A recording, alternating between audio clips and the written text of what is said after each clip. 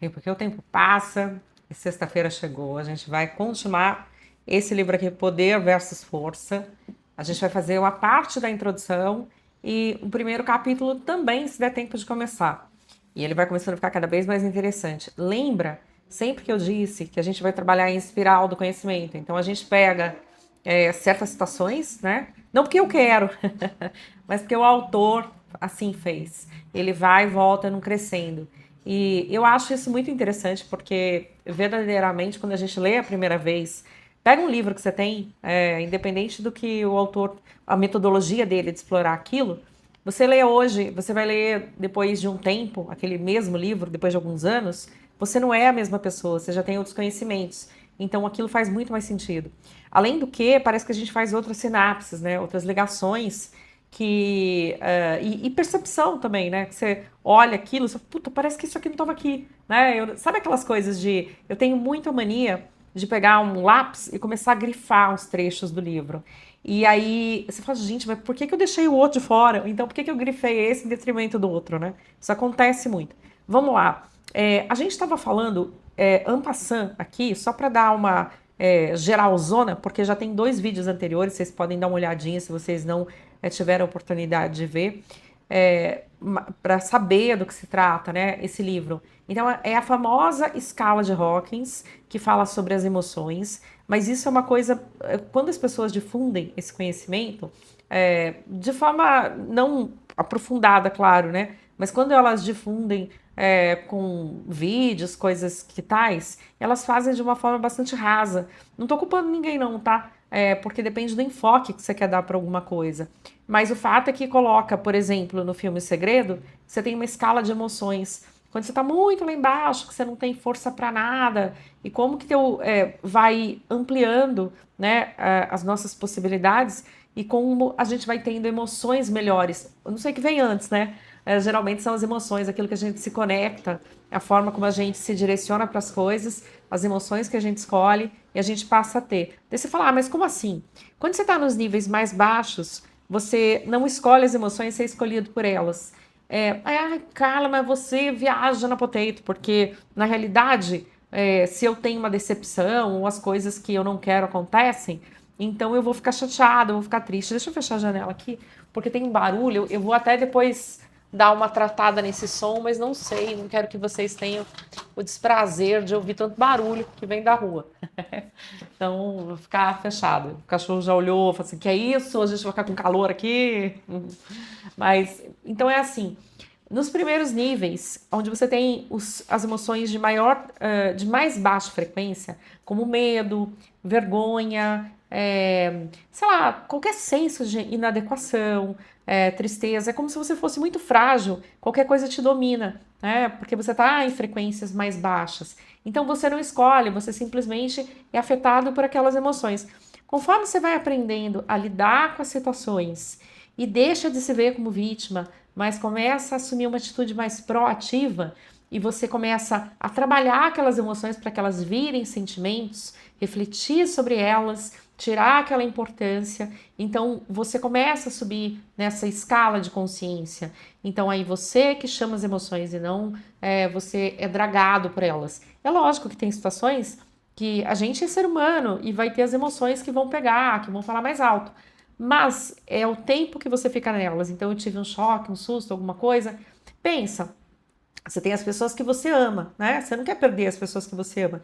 Mas pensa que você tem uma consciência mais universalista, que você consegue se relacionar muito bem com muitas pessoas e apesar de você ter a proximidade com certas pessoas, né? Você tem um nicho, você tem tantas pessoas que você consegue interagir, ter uma troca muito satisfatória de amor, enfim, de conhecimento, seja lá o que for, mas num campo mais abrangente possível. Né? Você sabe que isso aqui é uma passagem, você tem uma consciência espiritual já mais desenvolvida, você já tem a sua independência financeira, emocional. Seria isso, né? A independência emocional das pessoas. Você pode amar muito, você quer a companhia das pessoas, ser um choque quando essas pessoas lhes são tiradas, né? Porque você não sabe quem vai antes, quem vai primeiro. mas você não tem essa dependência emocional, a sua vida não acaba. Você pode ficar de luto por um tempo, depende de como foi a morte, você pode ficar mais ou menos conformada, mas você entende que cada um tem um nível de consciência, né? Se alguém fez alguma coisa para essa pessoa, isso pode doer muito em você, mas você sabe que você está num plano ainda que é muito misturado os níveis de consciência. Então você tem que ampliar a tua consciência para você poder ter muito mais suporte que vem do alto, das correntes que você se liga, né? Para emoções melhores. Ter uma calibragem mais alta te ajuda a isso. Além do que você vai ter a possibilidade de auxiliar o meio a ter a mudança que você deseja.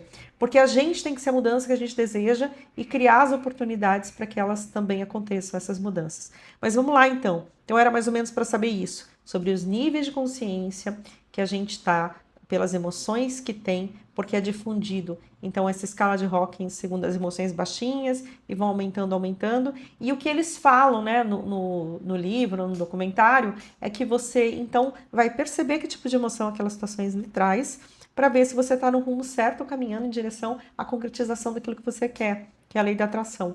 Mas aqui a gente vai para uma abordagem muito mais ampla, porque não é só aquilo que você quer, né? Mas óbvio que quando você sobe nas escalas de consciência, o seu poder aumenta. Então você consegue ter muito mais realizações do que se você está nas mais baixas. Você está abaixo de 200, você não consegue ter realização nenhuma, né? Ou muito pouquinha, realização praticamente negativa. Tudo vai pela força, né? Por isso que é poder versus forças. Então a força é quando a gente está se colocando aqui com os 5 sentidos, né? De uma forma... imagina uma discussão, vou dar um exemplo que eu acho que vai fazer muito sentido para vocês. Você tem argumentos, porque você tem as tuas ideias sobre aquelas coisas que você viu, que você teve conhecimento, e você tem os dados que te provam fatos que aconteceram, né? Tem também pessoas que mentiram e trouxeram narrativas, então você tem que ter cuidado para saber o que é narrativa e o que são fatos, fazer essa peneira. Então você conseguiu peneirar as coisas, você já sabe o que é fato e você sabe o que é a sua opinião. Você tem a lucidez para separar a tua subjetividade dos fatos que você já pôde verificar e ter essa certeza. Maravilha. Vem uma pessoa conversar com você e tem uma opinião totalmente contrária. Essa pessoa, quando conversa com você, às vezes ela está só no subjetivismo. Se você começa a falar para ela, não, tudo bem, pensa como você quiser, mas vamos ficar nos fatos, vamos olhar para os fatos e vamos ver se você tem conhecimento desses fatos. Acho que você já deve ter percebido que quando a gente faz isso, muita gente que não tem um nível de consciência mais avançado, ao invés de conversar com você e procurar fonte junto para se esclarecer, ou até para mostrar que você está errado, se tiver essa possibilidade quando está vendo fatos, olha, isso é fato, Carla, mas vamos ver direitinho se realmente vamos ver várias fontes, vamos ter certeza. Maravilha. Aí a outra pessoa faça o seu juízo de valor a respeito daquilo que percebeu. Mas quando as pessoas que estão muito ainda no nível subjetivo, elas não querem enfrentar os fatos. Então o que elas fazem? Elas começam a brigar, elas vão elevar a voz e vão tentar se impor pela força, né? Para poder desmerecer aquilo que você está dizendo. Então, não é lógico o argumento dela, é pura e simplesmente subjetivo e infantil, né? Tá numa consciência mais para baixo aqui, tá? Então é isso, era só para dar um exemplo numa discussão. A gente também pode ser quem faz isso, né? Não sei, cada um de nós, cada um está no nível de entendimento, de compreensão. Era só mesmo um exemplo. Mas vamos lá, então, vou ler aqui para vocês. Uma marca registrada da sua pesquisa é o agora conhecido mapa da consciência, então onde ele vai colocar pelos números, né? Apresentados nesse livro. O mapa confirma que os estágios clássicos da evolução interna do ser humano, encontrado na literatura sagrada, são os padrões atratores e campos de energias reais e mensuráveis. Vocês vão entender tudo, ele explica no capítulo 1 o que são essas palavras, tipo campos atratores, da onde veio, como que ele fez essa medição, né? Da onde ele se baseou. Então a gente já sabe que foi uma coisa muito simples, mas que tem todo um contexto, né, histórico e científico por trás. Então não foi ao léu, pura e simplesmente um dia David Hawkins acordou e falou: eu vou lembrar aquela brincadeira de criança, vou pegar um livrinho, vou pôr uma chave, você vai virar sim, é para a esquerda, não é para a direita, né? Então, não foi isso que ele pura e simplesmente pensou numa bobice, não é isso. Tem uma razão de ser, né, no teste muscular, porque ele adotou isso, né? E aí a gente vai ver que tem muito mais, né, sobre o céu e a terra do que sonha na sua filosofia. Mas tá, o que ele está falando aqui? Esses estágios clássicos são, imagina que vai avaliar como a gente reage, né? Eu até falei isso no último encontro, na quarta-feira, como a gente reage para situações que se apresentam para a gente. Então, a gente reage, qual é o nosso padrão de emotividade, como a gente se vê, como a gente interpreta Deus, como a gente interpreta o mundo, como a gente costuma agir, né? Quais são os costumes. Então, quais níveis então a gente está, vai dar para saber por todas as características que depois vocês vão ver. E isso dele fala dos filósofos, sábios e místicos, né? Eles apresentaram através dos séculos essas classificações, esses níveis, só que ele conseguiu chegar na gradação para conferir e dar certo com milhões de pessoas milhões, acho que milhares, de pessoas que ele testou, que ele no decorrer de, acho que foi mais, não sei se foram, porque aí é interessante, porque tem hora que ele, no começo do livro, tinha alguma coisa que, na verdade, antes da introdução, tem várias apresentações dependendo do ano. Então, acho que começou com 2 décadas, né? E depois, mais pra frente, que ele reescreveu ali o... Cadê?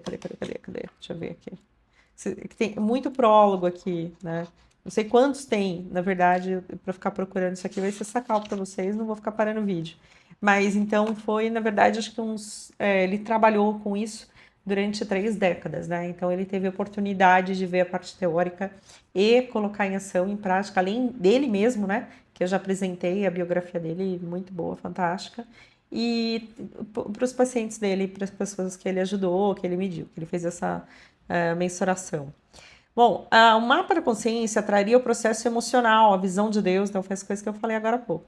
A visão do eu, a visão da vida correlacionada a cada nível de consciência. Então, vocês já repararam como é difícil, muitas vezes, se alguém vem conversar com a gente e tá além, ela vai falar certas coisas que pra gente não vai fazer sentido, mas você pode vislumbrar que tem alguma coisa lá, né? Você tem alguma coisa lá que eu ainda não peguei, não consegui. Ou então, quando é alguém que você vai tentar explicar alguma coisa para alguém que ainda não atingiu aquele nível de consciência, então a pessoa ela vai refutar, ela vai te colocar de lado, ela não vai conseguir entender. Ela vai achar que você está delirando, que você está tendo surto, né? O surto psicótico. Enfim, você tá imaginando as coisas loucas, coisa doida, da onde você tirou isso? Aí você fala, não, mas tem muita gente que concorda comigo, então vai falar com eles.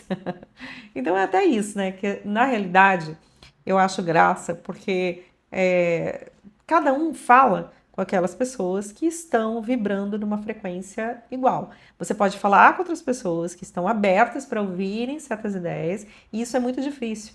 Mas tem aquelas pessoas que estão e querem conhecer coisas novas. E aí é interessantíssimo. Mas aquelas que não estão, eu não quero perder meu tempo, né? E nem acho que pessoas que estão com outro nível de consciência mais elevado vão querer perder o tempo comigo se eu não estiver disposta a ouvir, né? Então assim vai. Então eu não me acho nem mais nem menos. Eu só acho que a gente está em níveis diferentes de consciência, sempre quem tá acima e quem tá abaixo. Aí você fala, nossa, mas isso é terrível, vai ficar medindo agora? Não, gente, isso aí não é para você contar para ninguém, é para você, é para o seu conhecimento. Porque desenvolvimento, desenvolvimento humano, sabe? É tudo isso para que a gente possa ter mais sucesso nas coisas que a gente faz, é que a gente tenha uma vida mais próspera, feliz. E, olha, o melhor de tudo, sabe o que é? Que quanto mais você avança nessa escala de evolução, mais a gente tem uma coisa chamada poder. E não é a força, não é a força física, é o poder. Por quê? Porque ele não é nosso e é nosso ao mesmo tempo. É o paradoxo. É o paradoxo do Caibalho. Porque a gente acessa, né, aquelas correntes de energia, né, as forças atratoras que o David Hawkins chama, e aí então a gente pode fazer coisas muito boas, cresce muito, é inimaginável no nível médio da humanidade. Então, por isso que a gente quer galgar para lá, né? Que você vai fazendo coisa, você fala, gente, eu consigo, quanto mais eu tenho possibilidade de fazer, mais eu vou conseguir realizar pensando nisso. Aí tem gente que vai falar, mas Cristo morreu na cruz. Gente, Cristo morreu da cruz, mas a gente fala nele até hoje, né? E não só a gente fala nele até hoje, como ele está influenciando muita gente, fazendo muita gente ter a percepção do mundo, né, do que tem aqui dentro, da dimensão do mundo. Infelizmente tem muitos dogmas, mas ainda que haja muitos dogmas, a palavra dele não se perde. Então, vai de cada um, se quer ficar só nos dogmas, na parte rasa, mas ainda assim a parte rasa tem muita coisa do que ele trouxe, ou se quer dar uma escarafunchada maior para poder ter um entendimento mais amplo daquilo que ele trouxe, né? Ou até em meditação mesmo constante para poder pegar isso. Mas vamos lá. O mapa da consciência, bom, isso aqui eu já falei, desculpa, na sequência. A dependência mútua e a interpenetração de todas as coisas são observáveis conforme o ser deixa a dualidade. A unicidade é o centro de todas as maiores religiões e sistemas espirituais, como a última realidade subjacente e presente em todas as formas. Então, assim, é muito difícil e experiência é uma coisa louca de se passar. Eu já tive isso e em graus maiores e menores. Eu tive uma vez num grau muito grande que eu consegui entender o que os santos sentem. Não fiquei mantendo aquilo forever, foi uma experiência, mas eu estava fazendo vários exercícios sozinha de meditação e aprendizado, e de repente eu tive uma eureka. Eu estava andando e eu consegui sentir a vida em mim e a vida em todas as pessoas como uma vida única. Então eu tinha uma compaixão absurda, porque todos eram parte de mim. Eu não estou nesse estado, tá? Eu tive essa experiência desse estado. E aí eu imagino que as pessoas que têm essa questão da santidade são pessoas que estão o tempo todo nesse estado. Elas chegaram e ficaram nele, né? Como São Francisco de Assis e vários outros mártires de Calcutá. Eu não sei, não estou dentro deles para saber, mas eu imagino que pela postura deles, pela consistência, pelo amor que exalava deles, né, para outras pessoas, eles estavam sim em níveis de consciência que a gente vai ver depois aqui nessa gradação. Então, de repente eu visitei, opa! Tem aqui, tem ali. E muitos de vocês já devem ter feito isso, muitos de vocês devem estar lá em cima, muitos estão junto comigo, muitos já visitaram, né? Então, cada um está vivendo a sua experiência, mas tem esses níveis. E fala aqui, então, né, que é essa experiência que eu tive, e por isso eu posso concordar que verdadeiramente a gente faz parte da grande vida, né? E é muito louco, né, de falar, no fim é todo mundo mesmo, a mesma coisa. Não briga com um coleguinha que você tá brigando com você mesmo, olha que coisa doida. Mas a gente não deve ficar falando essas coisas não, porque assusta, porque a gente ainda tá na individualidade. É só uma questão de, quando a gente passa por aí, você tem esse conhecimento para sempre. Seria ideal que eu tivesse ficado, não fiquei, né? Mas você tem esse conhecimento, você sabe que você não quer fazer mal pro outro, né? Agora também a gente não vai ser tonta do outro que ainda está no nível de briga, de um monte de coisa, que quer passar a perna em você. Mas simplesmente você não fica julgando, você simplesmente sai, né? Sai pela tangente, não dá muita moral, mas a gente percebe, porque como você tem esse olhar de compaixão que já foi despertado em você, então quando vem o malandro, você já sabe a malandragem dele, pelo olhar dele, pela entonação de voz, por tudo. Você tem um sentido apurado, né? Vamos lá. Me conta aqui, né, antes de eu continuar lendo, se você teve experiências assim, conta pra gente, vamos dividir, vamos compartilhar. Eu acho que é muito mais amplo, muito mais pessoas passaram por coisas que tais do que a gente pode imaginar. É que as pessoas não falam sobre isso, né? Eu tô falando que eu trago assuntos espirituais, porque eu trago os livros, então cabe para explicar alguma coisa. Explicações pragmáticas e clínicas, né? Então, coisas aqui que ele trouxe. O amor é mais poderoso que o ódio. Que o ódio é uma força que ela desestrutura, que na verdade ela aniquila. E quando você projeta isso para outro, você está projetando em última instância para você, pelo princípio da unicidade, né? E o amor ele constrói como se fosse a grande cola. Então a gente sabe disso. A verdade liberta-nos, né? Então, quando a gente está na mentira, você não tem muita possibilidade de manobra, por isso que a gente vai lembrando, né, dos causos. Eu não vou falar do caos que eu fui vítima de mentira, né? porque todos nós já fomos, e muitas vezes ainda somos, né? Porque a sociedade ela é ancorada na questão da mentira. E daí você fala, gente, como você começa a olhar tudo, você é mentira. Os alimentos que a gente come, que faz bem, que a gente tá vendo que tudo faz mal, é mentira. O sistema de saúde, é mentira isso, é mentira aquilo. Aí você fala, não, eu não tô querendo aqui, pelo amor de Deus, falar mal dos médicos ou qualquer coisa do gênero. São pessoas que trabalham muito, né? E muitas têm muita aptidão para o que fazem. A questão é assim, qual o nível de conhecimento da gente como humanidade com relação à medicina? Porque se a gente pensa na ciência, a ciência não é Deus, apesar de muitas pessoas confundirem isso com Deus. Como se faz ciência, né? Tem até um livro do Rubem Alves que é magnífico, que é simplesinho, é fácil de vocês encontrarem, para quem não conhece ainda, que ele fala, né? A ciência nada mais é do que você pegar postulados e construir situações em cima desses postulados. Tem uma vida temporária, né? Porque depois você vai descobrindo outras coisas e substitui todos aqueles postulados. A questão é que quem aprende, a nossa vida é muito curta, né? Perto das mudanças, dos avanços que aconteciam, porque hoje está acontecendo muito rápido. Então, esses postulados todos, eles vão fazer com que a gente aprenda aquilo, aplique aquilo, tem uma constância na vida, uma uniformidade. Então, quando vem uma nova leva de cientistas e começa a questionar, né, aquelas hipóteses, são hipóteses esses postulados, o que vai acontecer? Quem aprendeu sobre a velha ali escola vai querer manter o status quo, não vai querer abrir mão daquilo. Então, há uma briga, né? Às vezes o reconhecimento das pessoas do passado está muito ancorado com aquilo tudo. E até deu certo para muitos casos.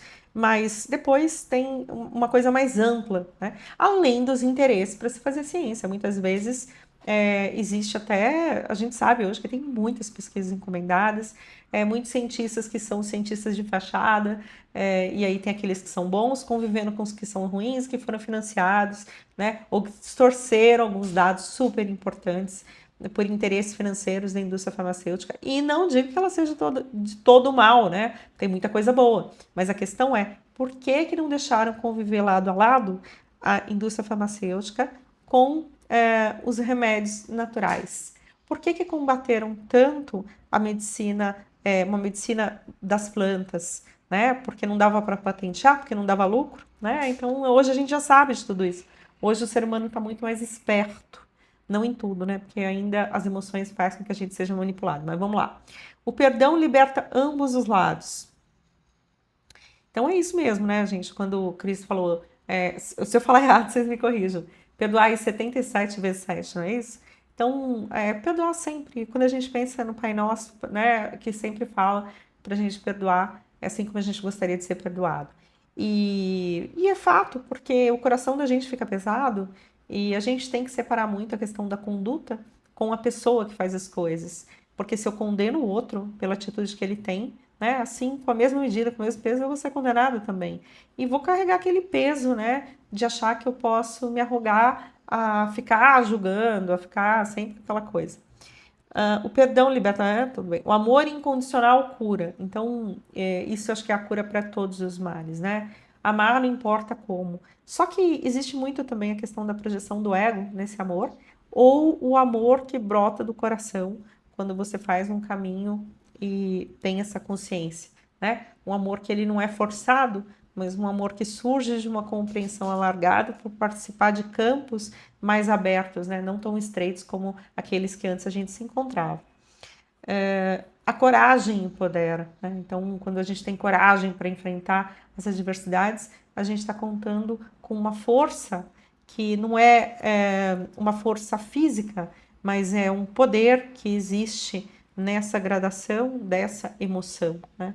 Então, é aquela coisa que, de repente, quando fala, né, os anjos protegem, ou Deus, os anjos protegem as crianças, os bêbados, né, os loucos. Então, a coragem seria mais ou menos isso. É lógico, você tem a coragem para fazer uma coisa idiota, você vai se dar mal. Tipo, eu tenho coragem, vou pular do prédio. Não vai dar certo, né? Então, agora, você está fazendo alguma coisa, você vai ter, lógico, as consequências daquele ato, mas você vai ter a força para você, ou o poder, melhor dizendo, né? Poder sustentar aquela ação né, que você está atuando. Mas tudo não é para sair por aí fazendo todo qualquer coisa, não. Só estou lendo aqui, tá, gente? Você não fala assim, Carla, você está incitando a gente a fazer coisa que você falou. Não falei nada, é abstrato aqui, tá? Então cada coisa é uma coisa, cada situação é uma. A essência do divino, a realidade é a paz, né? A essência do divino ou a realidade seria a mesma coisa, né? É a paz. Então, quando a gente sente uma bem-aventurança, né? Quando você entra nesses reinos, assim, quando você abre, quando você tem essa abertura, você sente uma paz, um bem-estar, não é euforia, não é excitação, mas é bem-aventurança. É uma sensação que não dá pra explicar, uma sensação, tá tudo bem, tá tudo errado, tá tudo caindo lá fora.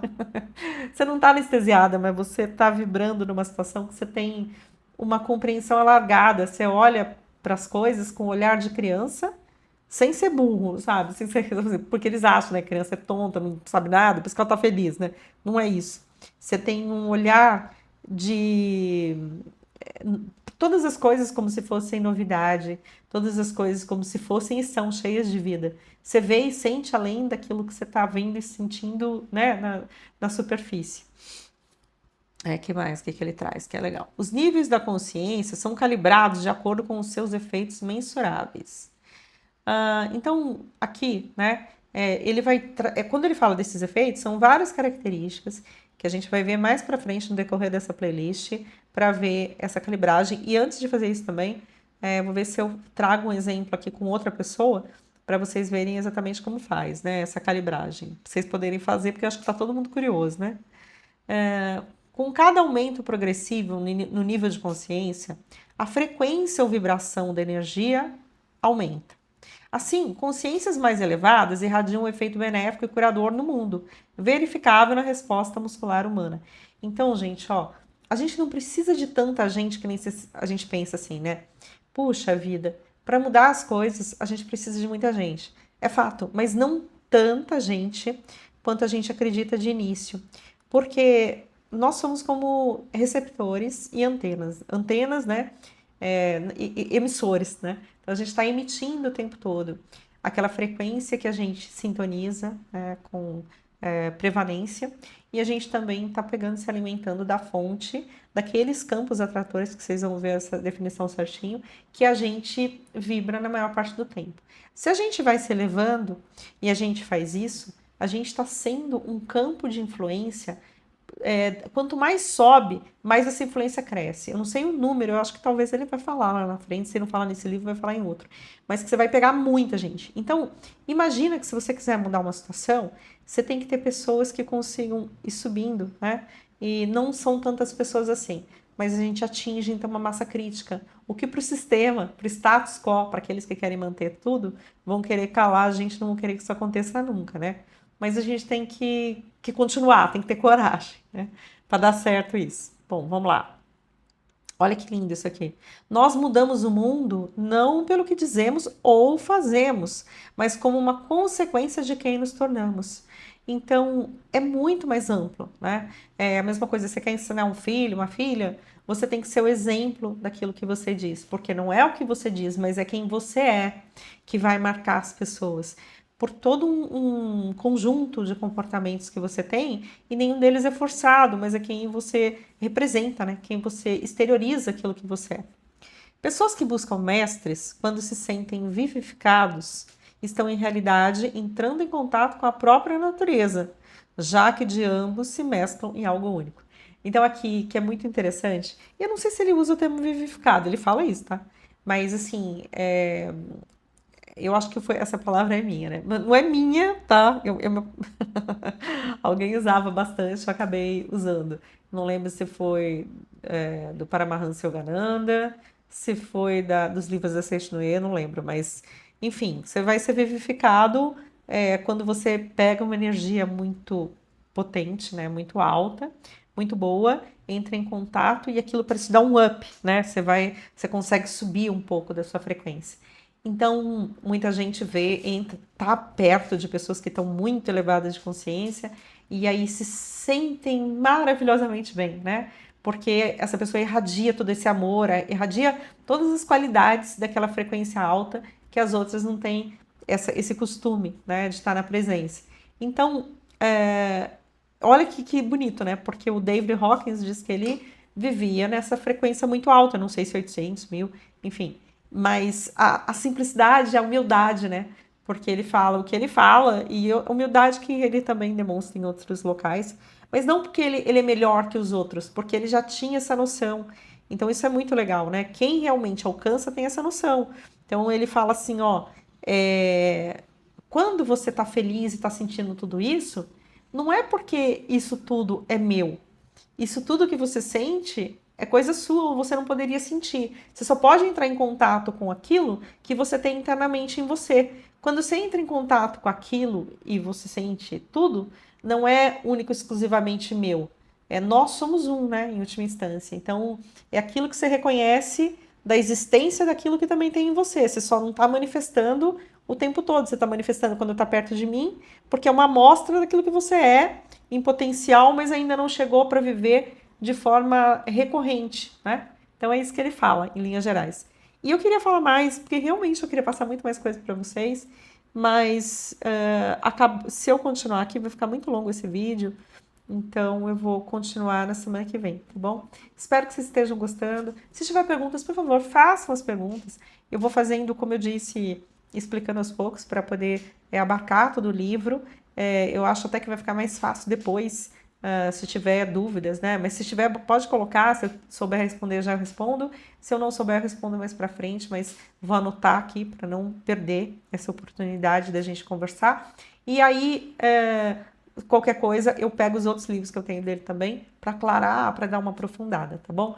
É isso. Um ótimo fim de semana para você. Curte o canal, curte o vídeo se você gostou. Faça comentários, compartilhe se você acha, se você entender que isso pode ajudar alguém.